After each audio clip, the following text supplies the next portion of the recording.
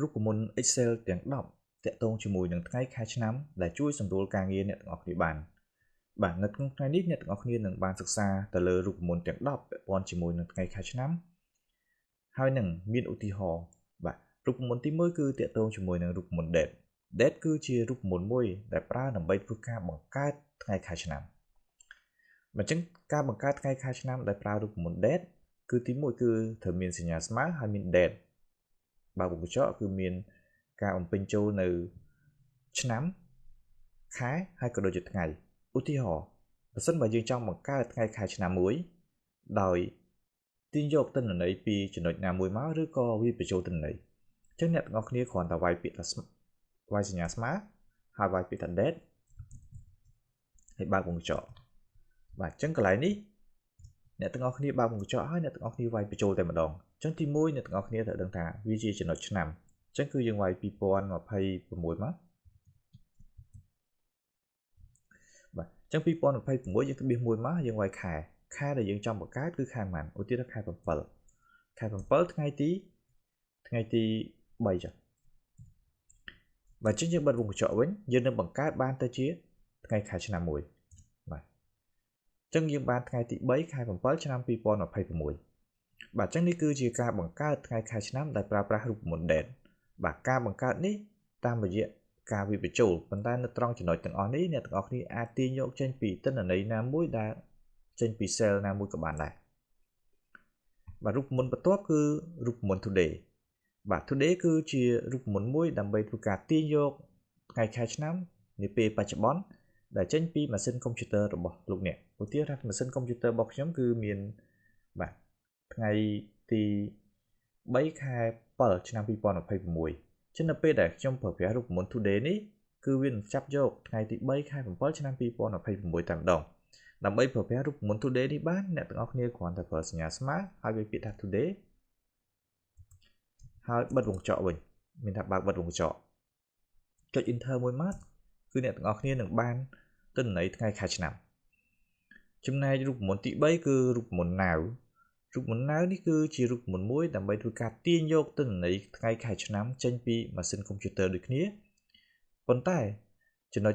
now គឺវានឹងចាប់យកចំនួនម៉ោងមានថាចាប់យកទិន្នន័យម៉ោងបន្ថែមទៀតមានថ្ងៃខែឆ្នាំហើយនឹងម៉ោង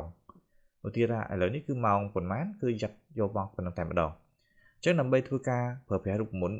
now នេះបានអ្នកទាំងអស់គ្នាគ្រាន់តែប្រើសញ្ញាស្មើហើយវាពាក្យថា now បើកវត្តវងកញ្ចក់តែប៉ុណ្ណោះហើយ enter មកអញ្ចឹងយើងនឹងបានថ្ងៃខែឆ្នាំហើយនឹងម៉ោងតែម្ដងបាទអញ្ចឹងរូបមន្ត now ហើយនឹង today វាខុសគ្នាត្រង់ថា today វាចាប់យកតែថ្ងៃខែឆ្នាំហើយ now វាចាប់ថ្ងៃខែឆ្នាំផងវាចាប់យកម៉ោងផងបាទរូបមន្តទី4គឺរូបមន្ត year គឺជារូបមន្តមួយដើម្បីធ្វើការចាប់ទាញយកតែឆ្នាំចេញពីទិន្នន័យប្រភេទថ្ងៃខែឆ្នាំឧទាហរណ៍ថាឥឡូវនេះគឺយើងមានថ្ងៃខែឆ្នាំហើយយើងចង់ចាប់យកតើឆ្នាំ2026យកមកដាក់ទិន្នន័យតែម្ដងយកតែ2026ទេអញ្ចឹងដើម្បីធ្វើការចាប់ទាញយកទិន្នន័យឆ្នាំ2026នេះបានអ្នកទាំងអស់គ្នាគ្រាន់តែប្រើសញ្ញាស្មើហើយវាយពាក្យថា year ហើយយកម៉ៅទៅចុចពីលើថ្ងៃខែឆ្នាំនេះបាទដែលជាប្រភេទទិន្នន័យថ្ងៃខែឆ្នាំហើយបិទវងកញ្ចក់វិញមកអ្នកទាំងអស់គ្នាចុច enter នោះអ្នកទាំងអស់គ្នានឹងបានទិន្នន័យ2026នេះគឺឆ្នាំ2026ដែលចាប់ទាញចេញពីទិន្នន័យថ្ងៃខែឆ្នាំនេះអញ្ចឹងចន្លោះនេះអ្នកទាំងអស់គ្នាអាចវាបញ្ចូលក៏បានឬក៏អ្នកទាំងអស់គ្នាទាញយកចេញពីទិន្នន័យពី cell ណាមួយក៏បានបាទចំណុចនេះគឺយើងតែងតែទាញចេញពី cell ព្រោះដោយសារបើកាលណាយើងវាបញ្ចូលយើងវាយលេខបញ្ចូលបាត់ហើយយើងអត់ចាំបាច់ទៅពីទិន្នន័យពី cell ទេបាទរូបមន្តទី5គឺរូបមន្ត month គឺជារូបមន្តមួយដើម្បីធ្វើការទាញយកទិន្នន័យខែឧទាហរណ៍ខែនេះខែ7អញ្ចឹងយើងចង់បានតែខែ7ទេយកមកដាក់នៅក្នុងទិន្នន័យនេះអញ្ចឹងកន្លែងនេះអ្នកទាំងអស់គ្នាប្រើសញ្ញាស្មើហើយវាយពាក្យថា month ហើយយើងទៅ click ទៅលើ cell តែម្ដងចាប់យកទិន្នន័យពីហ្នឹងហើយបិទវងកញ្ចក់ enter នោះអ្នកទាំងអស់គ្នាបានលេខ7នេះគឺខែ7អញ្ចឹងបើកាលណាអ្នកទាំងអស់គ្នាបដូរពីប្រភេទទៅជាប្រភេទផ្សេងយើង custom នៃការបង្ហាញមកវាទៅជាផ្សេងទៀតទៅបាទចំណុចបន្ទាប់គឺចំណុចរូបមន្ត day គឺយើងចាប់យកថ្ងៃវិញអញ្ ចឹងយើងចាប់ទាញថ្ងៃចេញពីទិន្នន័យថ្ងៃខែឆ្នាំដូចគ្នាចឹងយើងប្រើសញ្ញា smart ហើយវាពីថា day បើវងកញ្ចក់មកយើងចាប់ទាញយកទិន្នន័យចេញពីកន្លែងនេះមួយមកហើយបិទវងកញ្ចក់វិញនោះអ្នកទាំងអស់គ្នានឹងបានទិន្នន័យថ្ងៃខែឆ្នាំមានតែថ្ងៃខែឆ្នាំអញ្ចឹងមាន day month year អញ្ចឹងយើងចង់ប្រើរូបមន្តទាំង3នេះផ្គុំចូលគ្នាយើងអាចប្រើប្រាស់រូបមន្ត date យើងផ្គុំទាំង3នេះបញ្ចូលគ្នាវិញបាទរូបមន្តបន្ទាប់យើងជិតដល់រូបមន្តសំខាន់បន្តទៀតហើយឥឡូវចូលមកដល់រូបមន្តទី7រូបមន្តទី7នេះគឺរូបមន្ត EOMAN គឺជារូបមន្តមួយដើម្បីធ្វើការចាប់យកថ្ងៃចុងក្រោយនៃខែថ្ងៃចុងក្រោយនៃខែយ៉ាងដូចម្ដេចមានន័យថាយើងឧទាហរណ៍ខែនេះគឺខែ7អញ្ចឹងយើងចង់ដឹងថាតើថ្ងៃចុងក្រោយនៃខែ7ហ្នឹងគឺថ្ងៃទីប្រហែលបើយើងរាប់ក៏ដឹងដែរប៉ុន្តែពេលខ្លះយើងត្រូវការទិន្នន័យនោះឬក៏យើងចង់បានថាខែបន្ទាប់តើដាច់ខែថ្ងៃទីប្រហែលបាទដូចនៅកន្លែងនេះគឺឥឡូវខែ7យើងចង់ដឹងថាខែ8ដាច់ខែប្រហែលចឹងយើងអាចវាបញ្ចូលបានដោយប្រើប្រាស់រូបមន្ត smart EOMAN ហើយយើង start date ចាប់ពីថ្ងៃណាមកឧទាហរណ៍ start date ខ្ញុំចាប់យកពី today ចុះគឺចាប់យកថ្ងៃនេះបាទ today ហើយក្បៀស1យើងចាប់តាម month កន្លែងនេះគឺបើសិនបើករណីនេះយើងអាចវាយលេខ0បើករណីក្នុងខែដដែលឧទាហរណ៍ខែនេះខែ7អញ្ចឹងយើងចង់បានទិន្នន័យខែ7នេះដដែលគឺយើងវាយលេខ0ប៉ុន្តែបើយើងចង់បានទិន្នន័យខែ8យើងវាយលេខ1មានថាវាបូកបន្ថែមមួយខែទៀតដើម្បីតម្លើងទៅជាខែ8អញ្ចឹងឥឡូវខ្ញុំដាក់លេខ0វិញហើយបិទមុខកញ្ចក់ enter មកគឺយើងបានថ្ងៃទី31ខែ7ឆ្នាំ2026បាទអញ្ចឹងនេះគឺជាទិន្នន័យនៅក្នុងខែ7ប៉ុន្តែបើយើងចង់បានខែ8ដូចខ្ញុំបានបង្ហាញមកអញ្ចឹងគឺយើងគ្រាន់បដូរលេខ0ទៅជាលេខ1ទេអញ្ចឹងយើងវាយមក EOMAN នៃ today បាទយើងគ្រាន់បដូរកន្លែងលេខ0មិញទៅជាលេខ1មកបិទមុខកញ្ចក់មកគឺយើងនឹងបានថ្ងៃខែឆ្នាំតែអ្នកទាំងអស់គ្នាចំណាំផងដែរបើសិនបើចេញទិន្នន័យដូចនេះមិនមែនមានន័យថាអ្នកទាំងអស់គ្នាខុសរូបមន្តឬក៏ខុសទេគឺវាអត់ទាន់ចាប់យកប្រភេទថ្ងៃខែឆ្នាំមានថាអត់ទាន់ចាប់យក format ចឹងអ្នកទាំងអស់គ្នាគ្រាន់តែបដូរទៅកន្លែង format នេះមកបាទចូលមកកន្លែង home នេះមកហើយចូលមកកន្លែង general ហើយយើងបដូរទៅជាប្រភេទ sort date វិញមកបាទយើង collect មកវិញគឺយើងនឹងបដូរទៅជាប្រភេទថ្ងៃខែឆ្នាំនេះបាទចំណុចរូបមន្តទី8រូបមន្តទី8គឺជារូបមន្ត edate នេះគឺជារូបមន្តមួយដើម្បីធ្វើការបន្ថែមចំនួនថ្ងៃមិនគឺយើង start date នៅថ្ងៃទីប្រហែលមួយទៅឧទាហរណ៍ថា start ពី today យើងថែមខែប្រហែលខែអញ្ចឹងវានឹងចាប់យកតើថ្ងៃចុងក្រោយដែលយើងបន្ថែម3ខែឧទាហរណ៍ថ្ងៃនេះថ្ងៃទី3អញ្ចឹងបើយើងបន្ថែម3ខែទៀតតើវាចូលថ្ងៃទីប្រហែលហើយខែណាឧទាហរណ៍ថាឥឡូវគឺខ្ញុំដាក់សញ្ញាស្មើដោយចាប់យកពី today តែម្ដងពីថ្ងៃបច្ចុប្បន្នគឺ edate